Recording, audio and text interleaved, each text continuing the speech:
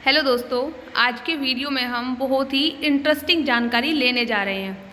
हमने अपनी daily life में मोटर्स देखे ही हैं जो 3 HP या 5 HP के होते हैं और साइज में भी बहुत छोटे होते हैं। 7 HP या 10 HP के मोटर भी देखने को मिल जाते हैं। पर आज जिस मोटर के बारे में हम जानकारी प्राप्त करेंगे वो 150 HP की है। अब यह तो हम इमेजिन कर ही सकते हैं कि 3 HP की मोटर जितनी बड़ी होती है उसकी 50 गुना बड़ी मोटर यानी कि 150 HP की मोटर कितनी बड़ी होगी। तो आज की ये वीडियो बेहद ही इंटरेस्टिंग और फुल ऑफ नॉलेज होने वाली है।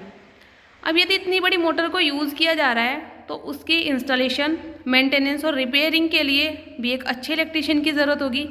तो आप जो भी बच्चे इलेक्ट्रीशियन ट्रेड से ITI कर रहे हैं या जो पास आउट हैं या एक अच्छा इलेक्ट्रीशियन बनना चाहते हैं, इस प्रकार की नॉलेज उन्हें होनी चाहिए कि इतनी बड़ी मोटर का इंस्टॉलेशन, मेंटेनेंस और रिपेयरिंग कैसे होनी है। तो चलिए स्टार्ट करते हैं। और इसी तरह की नॉलेज से भरी हुई वीडियो प्राप्त करने के लिए हमारे चैनल के साथ जुड़े रहें और सब्सक्राइब करना ना भूलें। ऐसे ही और भी वीडियो आते रहेंगे। ये जो मोटर है ABB ब्रांड यानी एशियन ब्राउन बोवेरी ब्रांड की है, जिसका वजन 850 kg यानी 1 टन के लगभग बराबर है। ये मोटर देखने में ही बहुत बड़ी लग रही है और मोटी सी भी है। 150 HP यानी 110 किलोवाट की ये मोटर है, जिसके बारे में हम आज लगभग संपूर्ण जानकारी प्राप्त करेंगे। ये जो इंडक्शन मोटर है एक न्यू मोटर है। न्यू मोटर को जैसे ही यूज़ करने के लिए ओपन किया जाता है तो सबसे पहले से चेक करते हैं। तो क्या चेक करेंगे देख लेते हैं। सबसे पहले देखते हैं कि मशीन डैमेज ना हो, उस पर कोई स्क्रैच ना आया हो, उसका पेंट भी उतरा हुआ नहीं होना चाहिए। यदि ऐसा कुछ होता है तो सप्लायर को तुरंत रिपोर्ट करते हैं। उसके बाद देखते हैं name plate data, winding connection, shaft वगैरह सबको अच्छे से चेक कर लेते हैं। मशीन को सप्लाई पर कनेक्ट करने से पहले उसकी शाफ्ट को हाथ से घुमाकर देखते हैं कि वो आसानी से मूवेबल है या नहीं है, मतलब जाम तो नहीं है। तब मोटर को सप्लाई से कनेक्ट करके चलाते हैं। तो विदाउट लोड कभी नहीं चलाना चाहिए, लोड के साथ कनेक्ट करके चलाते हैं। इसका मतलब क्या है कि जो बियरिंग है उसमें वो डैमेज ना हो। विदाउट लोड यदि चलाते हैं तो बियरिंग डैमेज हो जाते हैं और मोटर की लाइफ कम हो जाती है। तो इन सब से बचने के लिए हम मोटर को लोड के साथ कनेक्ट करके चलाते हैं। ये मोटर इतनी बड़ी और भारी है तो इसकी हाइट और लेंथ को मापना तो बनता ही है। तो एक बार माप कर देख लेते हैं। तो इस मोटर की जो हाइट है वो 650 mm यानी कि 650 mm है और इसकी लेंथ 1000 mm मतलब 1 मीटर लंबी ये मोटर है। इन सब के बाद मोटर की नेम प्लेट देख लेते हैं। मोटर की नेम प्लेट में मोटर का पूरा डाटा दिया गया है कि मोटर कितने वाट की है, कितने HP की है, कितने वोल्ट की है और चलते समय कितना करंट लेती है। तो नेम प्लेट के बारे में पूरी जानकारी ले लेते हैं। ये है मोटर की नेम प्लेट डाटा, जिसमें दिया गया है कि 3 फेज इंडक्शन मोटर है। ये मोटर का फ्रेम साइज़ दिया गया है M2BAX 315 SM A4। Year of manufacturing जो मोटर है वो मैन्युफैक्चर की गई है 2022 यानी कि 2022 में। वोल्टेज 415 वोल्ट, मतलब मोटर को ऑपरेट कराने के लिए 415 वोल्ट की आवश्यकता होती है। प्लस माइनस 10% का अर्थ है कि 10% की कमी या वृद्धि हो सकती है। हर्ट्ज, मोटर को ऑपरेट कराने के लिए 50 हर्ट्ज फ्रीक्वेंसी चाहिए होती है। इंडिया में जो फ्रीक्वेंसी का स्टैंडर्ड मान है वो 50 हर्ट्ज है। उसके बाद यह है राउंड पर मिनट, मोटर 1 मिनट में कितने चक्कर कंप्लीट करती है। यहाँ दिया गया है 1487 RPM। जब मोटर को चेक किया गया था या मोटर की नेम प्लेट में डाटा फीड किया गया है तो मोटर ने 1 मिनट में कितने राउंड कंप्लीट किए हैं उस वैल्यू को यहाँ रखा गया है। पर हम ये कहते हैं कि 1500 RPM की मोटर है, मतलब मोटर की जो स्टैंडर्ड वैल्यू है वो 1500 RPM है। 1 मिनट में वो 1500 राउंड कंप्लीट करती है। नेक्स्ट दिया गया है किलोवाट। इस मोटर की जो कैपेसिटी है वो 110 किलोवाट की है। उसके बाद दिया है HP, 150 HP की ये मोटर है। HP को ही हम किलोवाट में कन्वर्ट कर लेते हैं। जैसे 1 HP है, 1 HP में 746 वाट होते हैं। तो 150 को 746 से गुणा करते हैं तो वाट में वैल्यू आती है। पर वाट को किलोवाट बनाने के लिए 1000 से भाग कर देते हैं तो किलोवाट में वैल्यू आ जाती है, जो कि दिया गया है 110 किलोवाट। एम्पियर मतलब मोटर की करंट रेटिंग 190 एम्पियर।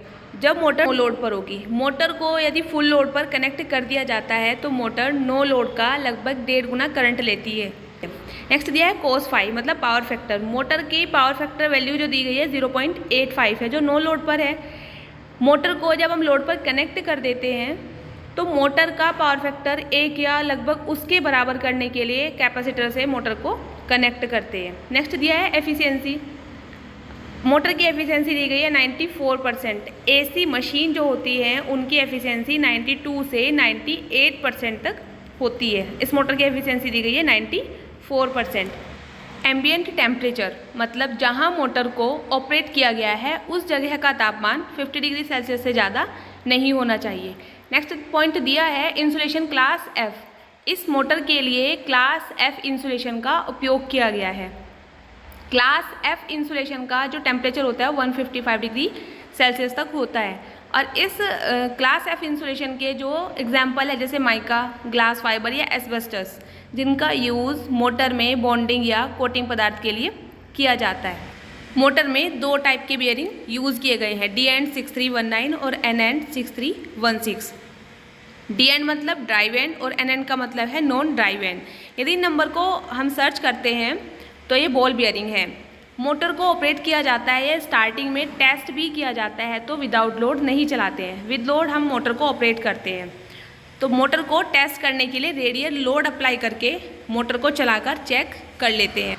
मोटर के बियरिंग की लाइफ कम ना हो तो हम ल्यूब्रिकेशन का खास ध्यान रखते हैं। रीग्रीसिंग के लिए मोटर में निप्पल बने होते हैं। यदि मोटर चलती हुई कंडीशन में भी है तो इन निप्पल के माध्यम से मोटर के बियरिंग की रीग्रीसिंग आसानी से की जा सकती है। यह है आई बोल्ट या आई होल, जिसके द्वारा मोटर को किसी क्रेन के माध्यम से एक स्थान से दूसरे स्थान पर ले जाया जा सकता है।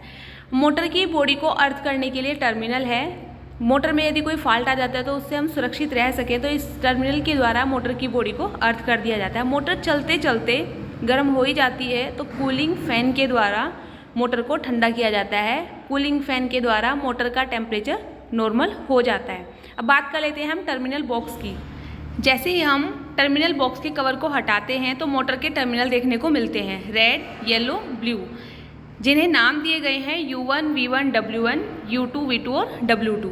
मोटर को हम स्टार या डेल्टा कनेक्शन में ऑपरेट कर सकते हैं। मोटर को स्टार्ट करने के लिए स्टार्टर की आवश्यकता होती है।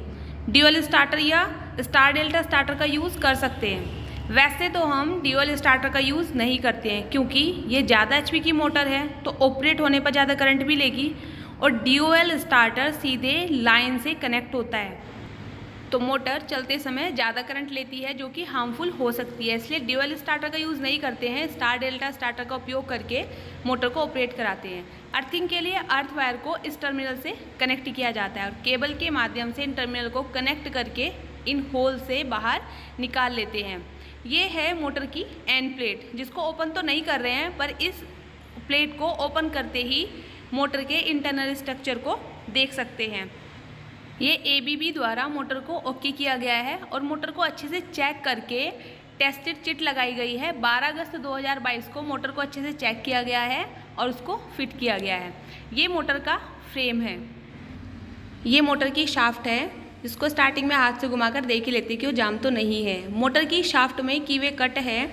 यदि मोटर को दूसरे डिवाइस से कनेक्ट करना हो तो इस कीवे के माध्यम से हम मोटर को दूसरी डिवाइस के साथ कपल कर देते हैं। अब ये इंडक्शन मोटर 1500 RPM की है। इतनी बड़ी मोटर, इतने RPM पर तो हम मोटर को नहीं चलाते हैं, तो स्पीड को रिड्यूस करने के लिए गियर रिड्यूसर से मोटर को कनेक्ट करते हैं। तो इस कपलिंग के माध्यम से हम गियर रिड्यूसर को मोटर से कनेक्ट कर देंगे। ये हमारा गियर रिड्यूसर है जो मोटर के साथ कनेक्ट होगा मोटर की स्पीड को कम करने के लिए। इंडक्शन मोटर और गियर बॉक्स को आपस में फिट करने के लिए एक अच्छे फिटर की भी आवश्यकता होती है। एक अच्छा फिटर इन दोनों मशीनों को आपस में कपल करता है। अब ये पूरे सिस्टम की कॉस्ट लगभग 10 लाख रुपए है। तो इतने महंगे, इतने कॉस्टली डिवाइस के लिए एक अच्छे कौशल की ज़रूरत होगी ही। तो ऐसे ही नॉलेज से भरे हमारे वीडियो देखने के लिए बने रहिए हमारे चैनल के साथ। ऐसे वीडियो आते रहेंगे।